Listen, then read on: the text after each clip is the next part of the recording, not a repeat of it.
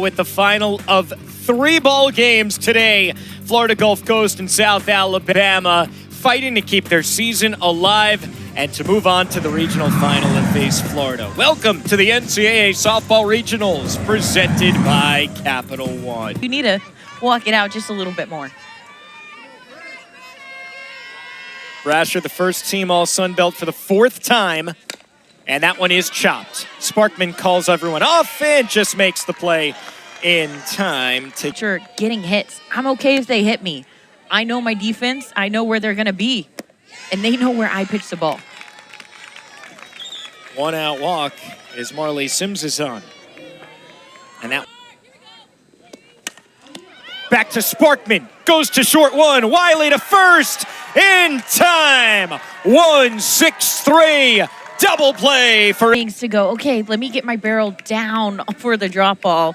And then you have 30 minutes to turn around and say, all right, let me flatten it up because I'm going to be seeing a ton of rise balls, a ton of screw balls just like that one. Yeah, that chop over to Brandstetter is outnumbered. Snapped yesterday, and she chops it up the middle. There's Sims, not in time. The speed of FGCU apparent.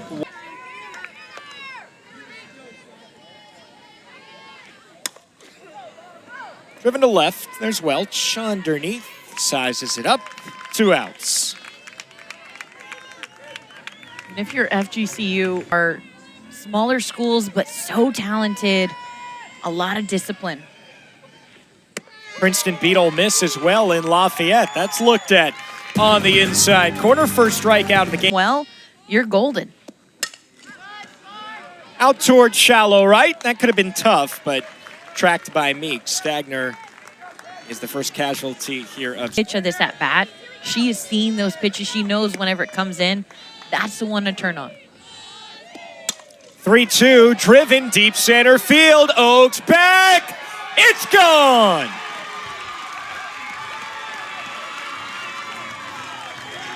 Willems gives South Alabama the lead. Willems, clutch. This is why you want to be able to win that first game. You get that break. You get to rest your head. You get to rest your eyes, take off your cleats, and then come back and take care of business. This is the first home run hit off of Sparkman all year long, and this one was a shot into the night. And not to mention, that's Willems. That's her first home run this year. Offense. 2 outs for Odalis Cordova. And she chops it up over the head of Gibson and into left. The old Baltimore chop. Together for each other, your team's already going to be in a better spot than most of the teams out there. And the payoff is upstairs. So working our way into some trouble here in the second. I mean, second inning, and you're already at 42. Waited back on that one, but flies it over to second base. There's Meek for the final out. Ripple in the game right before us to keep the Eagles alive. And that's going to get a piece of Megan Ricks, and she'll move down to first. Second baseman. Chopped over to third. Brandstetter, Cordova, just off of the bag. Everyone's safe. Also fouled box, so now it's an 0-2. Got to deliver. You want to hit something behind your lead runner. Instead, she looks at strike 3. Perfectly spotted on the black inside corner. Your right fielder's in center. 1-2, slapped out left side and run down by Welch. What a catch. There you want to be thinking, okay, Lackey does not like to work from behind. She's going to give me something to hit here. This is over to third. It's a fair ball, and Brandstetter touches up for the final out of the second. Couple of runners stranded by Olivia. About 75% humidity, and now we play into our 15th inning here on a jam-packed Saturday with that fly ball out to center field off of the bat. The regionals struggling to even have games today. Short hop handled by Wiley for a moment, but she bobbled it. And Marley Sims is on. This team is going to have to get up. That ball is sent skyward to deep center field. Oakes tracks back to make the play. Just not enough on it off the bat of Welch. Ripped in the hole left side. And so Sims advances to second, and Stagner is on with her first hit of the ball game. There has been...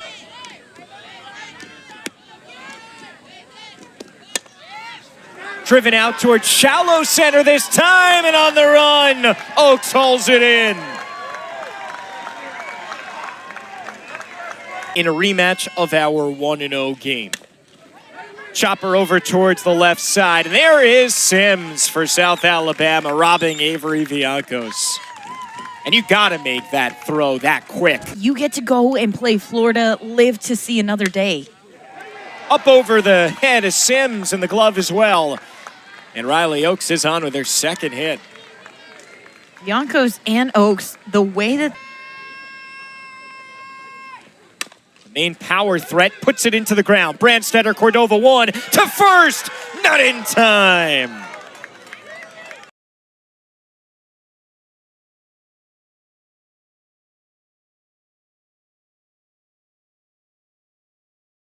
The call is upheld, the runner is safe.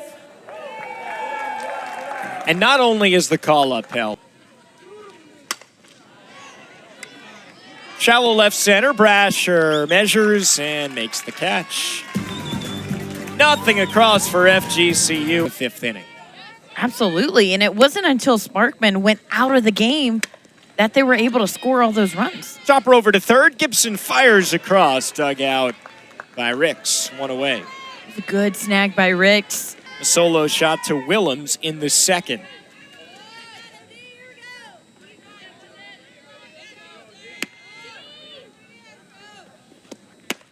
Well, we knew this would be chaos as that ball looked at for... That South Alabama dugout. High drive, right field, chases Black back. Plenty of room to make the play. First 1-2-3 inning of the night for Sparkman. Bunt attempt, Brandstetter, bare hand. The defense we have seen in Gainesville has been immaculate, and there is just another example. Is she safe or? I mean, foot's on. I think she ball's in the glove, is but there's safe, but it's not so the close. glove where it closes. It's got to be touching left. After review, the first base is changed. Safe. Pushing some momentum somewhere. 2-2, bouncer over to short. To second one, Cordova, all they'll get. Didn't have time there with the speedy Tiffany Meek. Swing and a miss on 2-2, runner goes, throw, skirts into center field, and there goes Meek. She is over to third. They need Carlos to be the size of the rally dog that we just saw with Florida Atlantic. Good point. Flipped out to left, chases Welch back, and she stops to make the play. And so FGCU comes 6th. We shoot it away. Yep. 1-1 off the fish, shallow right center, and just past the glove of Meek. Bachhaus is on to lead off the fifth. To her little double play action. Already seen that once. Runner goes, and that's into right center field. Bachhaus easily to third.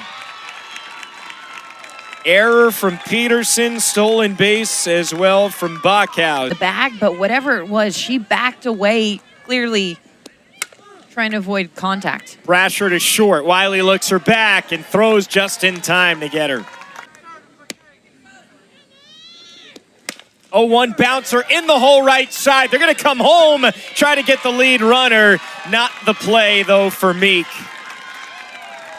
2-0, South Alabama.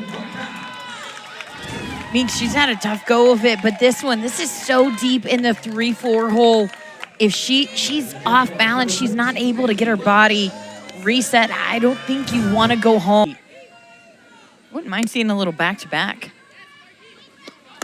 Instead, it's the hard stuff. Little weird spinner over towards Sparkman and gets the out at first. But it does bring up Sasha Willems, who has the only home run of the game. Again, I want to go back to the moment of, I think, the way that she talked about Sparkman and what she's been able to grow into and feel as an or tomorrow. But you want to make sure, okay, are we healthy? Can we survive? And right now the answer, it looks like yes. Pulls the string again. Bonilla with the strike. 2-0. Looking for a date with Florida in the regional final tomorrow. Off the end of the bat, and that's handled by Sims, one away. When we are high, you get really high, then you crash. Right now, they're going to have to dig deep and find that little bit of energy. This is going to be a really tough play. Sims can't make it in time. Well, looking for that outside pitch. He comes with that curveball, that inside corner. And that's another base hit for Riley Oakes. Runners at first and second with a lot of speed. Neely Peterson blasts it. Deep left field, caught at the wall. Welch hauls it in. Everyone stays put.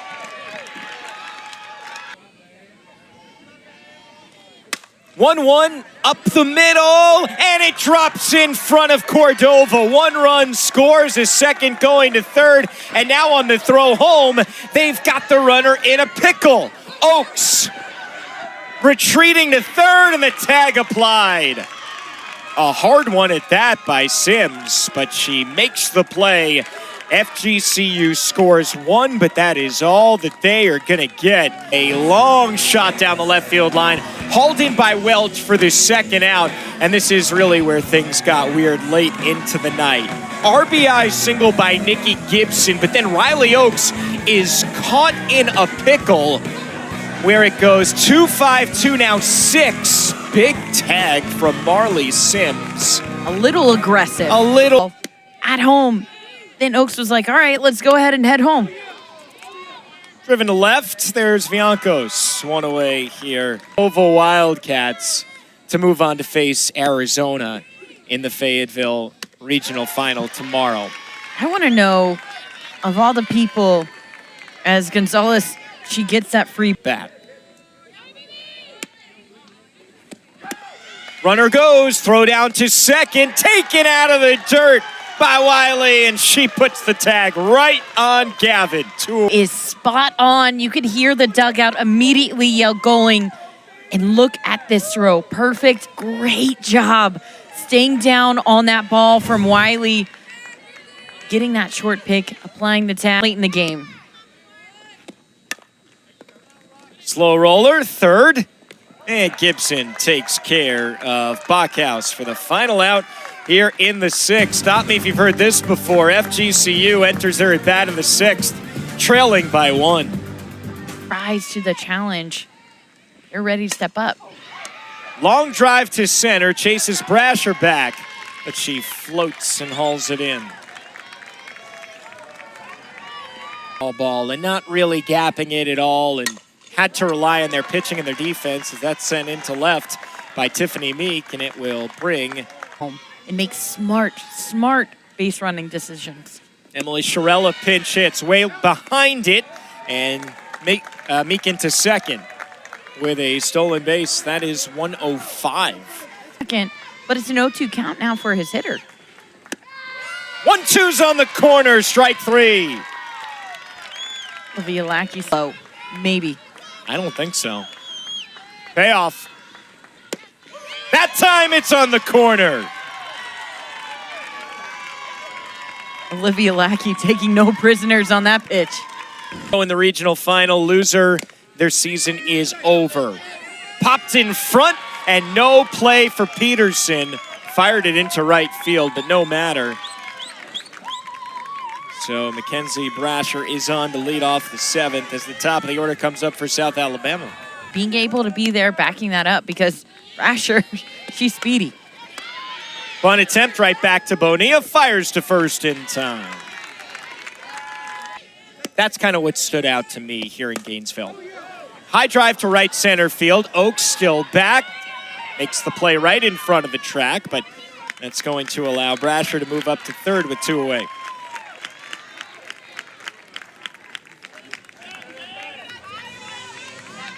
For South Alabama. 1-2 is up the middle and off of the glove of Wiley. It's another run anyway, some insurance for the Jaguars. And they have regained that 2-run lead. Almost fair. Well, ball don't lie. This one low and away. That's not even a strike. And Stagner going down, getting that ball, hitting it hard enough to get through that infield. And off the glove of a really so tired. One more pitch. One more pitch. And here it comes, the payoff. High drive, deep left field off the bat of Willems. Give her another one. From down under to over the fence twice in one game. 2 homers this season for Willems. And that breaks this one open in the 7th. 5-1 Jaguars. Left field, had one in center. This is the 3rd hit this inning. In this one, elevated. This is up at her shoulders. Talk about keeping your hands high. Short to contact, long through extension. And she knew right away. I think she was about 3 steps in before that hand came up. She knew. And how about this celebration? And Willems not only leaves the yard once, but twice for her first home run since last March. A duck. Ball and 2 strikes on Wiley. Back up the middle, backhanded by Lackey. And just in time, Stagner picks it up to record the first out. Olivia Lackey looking for her 25th complete game in her 29th start this year. Cordova underhands to Stagner. And FGCU down to its final out. Here at Neely Peterson, grad student, playing their final game. And this should do it. Cordova flips in time. South Alabama works through the loser's bracket to set up a rematch with the Florida Gators tomorrow in the regional final. Wow, that's all I have to say. This South Alabama team, come out and show what you did, not only with rain delays and chaos and Bluetooth speakers and everything, but coming out and getting big-time hits. That's what they were really missing this whole regional so far, is that offense piece. And it looks like tonight they figured something out, and they're headed towards tomorrow. So it is the matchup that we had expected. It was a difficult road for South Alabama, no doubt. They did have to get past a feisty FGCU Eagles team, but they were able to get the 5-1 win